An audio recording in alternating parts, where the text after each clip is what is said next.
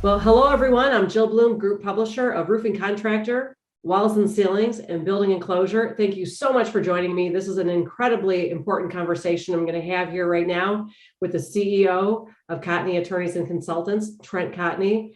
Trent, thank you so much for joining me. Thank you, Jill. We've got some big news here. We do. Today's a very big day. The Supreme Court just ruled on the mandates that have been happening that we've on the ETS. We've all been waiting on pins and needles to figure out what they're going to say. It just came down. Can you give us an update? What did they say? Sure. Some of the best news I've received in the last few years. The Supreme Court came down in a 6-3 vote, said that they were blocking the OSHA emergency temporary standard that would have required any employer with over 100 employees to either vaccinate or test. And the basis for them doing that was, primarily that OSHA had exceeded its authority in its jurisdiction. OSHA is designed to regulate, workplace hazards, but is not designed to deal with public health crisis. And you and I were talking earlier. I think that regardless of what you think about the OSHA emergency temporary standard, if you apply the law, this is the correct ruling. And I have said that from the very beginning. I was astonished at the Sixth Circuit opinion. It was a policy-based decision, but this is exactly the correct decision, the application of the law to this OSHA emergency temporary standard. They exceeded their authority. And that's what I thought when the thing came out. And, praise God, the Supreme Court has come down and said the same thing. So. Yes, it sounds like it would have been an administrative nightmare for contractors or anybody with a small business over 100 employees. Right. And one of the biggest things, Jill, is my phone's been ringing off the hook because we had a lag period here where the majority of the rule went into effect January 10th, but the Supreme Court just ruled today. So everyone's scrambling, trying to figure out what to do, what not to do. I've even had assistant area directors and COSHO investigators, contact me and off the record ask me what did they think.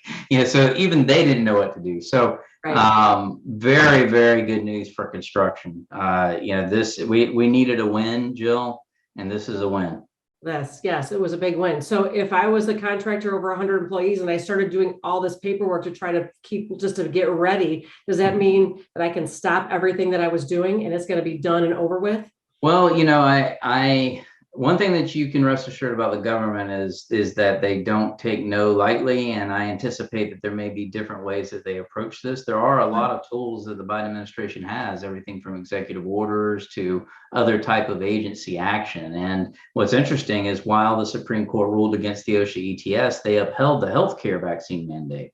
So I could see continued, this might be death by 1,000 cuts. My advice to contractors listening to this is all the stuff that you did in preparation is probably good. Knowing who's vaccinated and who's not, it's probably worthwhile because at some point you might need to, man a job with a vaccinated crew. So just be vigilant. Obviously stay tuned because I anticipate there will be more regulation as it relates to vaccines, mandates, and testing. So if the Biden administration still comes out and says, I want, contractors should still move forward with an ETS of their own and push them to still do an ETS, what does that mean? Does that mean they can just say they can stop, they can still stop what they're doing, correct? Yeah, so the OSHA ETS is dead in its tracks, right? So you can't appeal it to anywhere else. The US Supreme Court is as high as you go, right? So at this point, the Biden administration could do a variety of different things, and they could specifically focus on executive orders that looks to focus on sectors, right? Sectors of certain industries. They could potentially do some traditional rulemaking on expanding the infectious disease standard, right? And creating some additional PPE requirements. But they're not going to be able to do a broad brushstroke OSHA ETS because the same exact analysis that went into shooting this down would shoot that down. Well, that's good news. Well, yes. So again, Trent, thank you so much for giving us a quick overview on that. The ETS has been shot down. Thank you, Supreme Court. We're very glad to hear that. If anybody has any questions for Trent, make sure you reach out to him at cotneycl.com.